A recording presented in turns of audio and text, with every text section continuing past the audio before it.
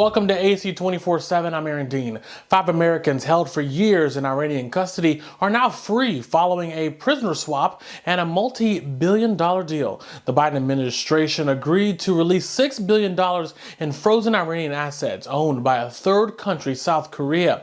The money came from oil sales that were allowed under the Trump administration. The 5 Americans were held for more than 5 years, including one who had been detained since 2015. Their release is seen as a significant diplomatic breakthrough after years of negotiations. It's been 2 years since girls in Afghanistan lost the ability to attend high school. The United Nations Secretary says that the ban is, quote, an unjustifiable violation of human rights. Since September 2021, all girls over the age of 12 have to stop attending school. According to the UN, more than 1 million girls and young women have no access to a formal education.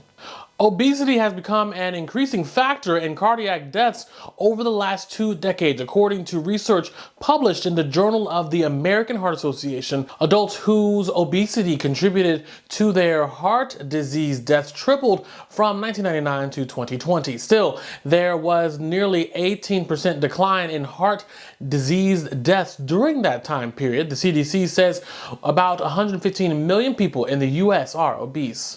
The United Auto Workers strike continues despite negotiations over the weekend, and the union representing workers says that more strikes are possible if a deal isn't reached soon. The Advocate Channel's Mike Valerio has the latest.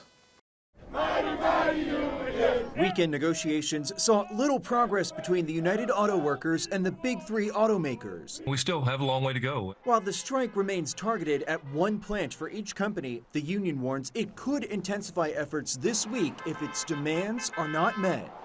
We'll see how things progress the next few days, and if we have to amp up pressure, that's what we're going to do. Top of the list for workers, an immediate 20% raise, followed by 4 additional 5% raises over the 4-year deal. All 3 companies have countered with a 20% raise during the life of the contract with an immediate 10%. We gave up a lot in 2008 to help Ford out during the recession. We didn't get any raises for 3 contracts. So it's time for us to get something. Analysts say the U.S. economy is getting bruised, but the strike's impact isn't likely to push the nation into a recession. It would depend very much on how long the strike lasts and exactly who's affected by it. The spillover is already impacting non-striking workers, with both GM and Ford announcing temporary layoffs on Friday. Suppliers working with the big 3 could also face layoffs soon. Impacted states like Michigan will see a decrease in tax revenue, and buying a car could get more expensive.